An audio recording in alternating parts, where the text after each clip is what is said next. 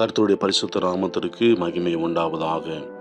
உங்கள் யாவரையும் ஆண்டவராக இயேசு கிறிஸ்து நாமத்தினாலே நாங்கள் சந்திப்பதில் மிகுந்த மகிழ்ச்சி அடைகிறோம். தி நேரோ கேட் மினிஸ்ட்ரிஸ் வழியாக சந்திப்பதில் மிகுந்த மகிழ்ச்சி. சத்தியத்தை சத்தியமாய் சொல்லுவோம். ஆம், கிறிஸ்துவுக்குள் பிரியமானவர்களே, இந்த நாளிலும் ஒரு வேத வசனத்தை உங்களோடு கூட பேசி அதற்குண்டான காரியங்களை நாங்கள் வெளிப்படுத்த வேண்டும் என்று விரும்பினபடினாலே இந்த வசனங்களை நாங்கள் உங்களோடு கூட பேச சித்தமாக இருக்கிறோம். கர்த்தர் உங்களை ஆசீர்வதிப்பாராக. ஒரு வேத வசனத்தை நாங்கள் வாசிக்க நாங்கள் ஆசையாக இருக்கிறோம். கவனியங்கள். மத்தேயுவின் புஸ்தகம் 5ஆம் அதிகாரம் 27, 28 வேத வசனங்களை நாம் வாசிக்க நாம் கவனிப்போம். விபச்சாரம் செய்யாதிருப்பாயாக என்பது பூர்வத்தாருக்கு உரைக்கப்பட்டதென்று கேள்விப்பட்டிருக்கிறீர்கள்.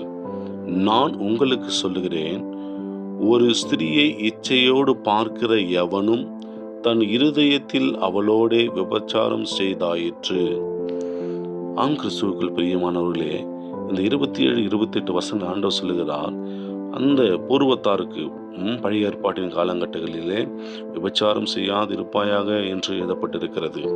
அநேகர் விபச்சாரம் செய்வது என்ன என்றால், இன்னொரு மற்ற நபர்களோடு கூட உறவாடுவது தான் விபச்சாரம் செய்வது என்று ஒருவேளை நினைத்திருக்கலாம். ஆண்டவராகிய இயேசு கிறிஸ்து அதற்கு இங்கே ஒரு தெளிவை கொடுத்திருக்கிறார்.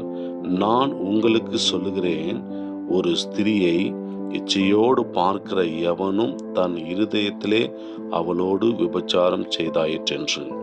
ஆம், கிறிஸ்துவுக்குள் பிரியமானவர்களே, ஆண்டவர் சொல்லுகிறார், ஒரு ஸ்திரியை இச்சையோடு பார்த்தாலே விபச்சாரம் செய்தாயிற்றென்று. கிறிஸ்துவுக்குள் பிரியமானவர்களே, இந்த வேத வார்த்தைகளை நாங்கள் விசேஷமாய் கிறிஸ்தவர்கள் என்று தங்களை சொல்லிக் கொள்கிற ஒரு சில நபர்களுக்காகத்தான் நாங்கள் இதை பதிவிட்டு வெளியிடுகிறோம். மற்றவர்களை குறை சொல்ல வேண்டும் என்பது எங்களுடைய நோக்கம் அல்ல. இவர்கள் எப்படிப்பட்டவர்கள் என்று சொன்னால், ஆலயத்துக்கு செல்வார்கள், பாடல்களை பாடுவார்கள், வசனத்தை வாசிப்பார்கள், எல்லா காரியத்தையும் செய்வார்கள், ஆனால் விபச்சாரத்திலும் ஈடுபட்டு இருப்பார்கள். ஏன் கிறிஸ்துவர்கள் எப்படி செய்கிறார்களா என்று சொன்னால், கிறிஸ்துவர்கள் தான் இன்றைக்கு அநேகர் விபச்சாரத்திலே ஈடுபட்டு வருகிறார்கள் என்பதை நாம் விளங்கிக் கொள்ள வேண்டும். இப்பொழுது கணவன் உயிரோடு இருக்கும்போதே இன்னொருவர் மீது ஆசைப்படுவது மிகப்பெரிய ஒரு பாவம். அது தேவன் பார்த்து கொண்டிருக்கிறார் என்ற பயமும் இல்லை. இப்படிப்பட்டவர்கள்தான் தான் ஒழுங்கானவர்கள் என்று வெளியிலே நடமாடுவதும், தாங்கள் எங்களைப் போல பரிசுத்தவான்கள் யாரும் இல்லை என்று ஆலயங்களிலே சொல்லிக்கொண்டு பாடல்களை பாடி திரிகிறவர்களுமாய் இன்றைக்கு காணப்படுகிறார்கள். ஆண்டவர் சொல்கிறார், இச்சையோடு பார்த்தாலே விபச்சாரம் செய்தாயிற்றென்று.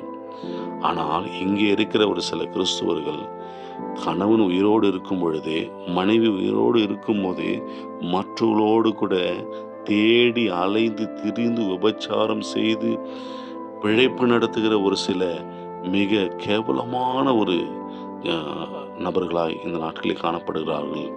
தேவனுடைய கோபாக்கினை என்னதென்று அவர்கள் அறியாதிருக்கிறார்களோ என்பது எங்களுக்கு வேதனையாக இருக்கிறது.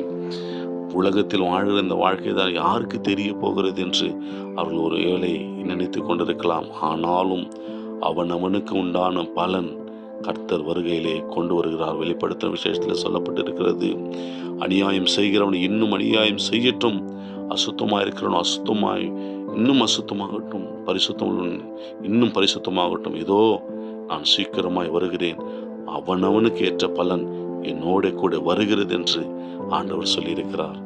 ஆம், கிறிஸ்துவுக்குள் பிரியமானவர்களே, இதை தங்களை கிறிஸ்தவர்கள் என்று பொய்யாய் சொல்லி வேஷம் தரித்து ஆலயங்களிலே வேஷமிட்டு கொண்டிருக்கிற, தங்களை கிறிஸ்துவின் அடையாளம் காட்டி கொண்டிருக்கிற ஒரு சில விபச்சாரிகளுக்காக இந்த பதிவை நாங்கள் பதிவிடுகிறோம்.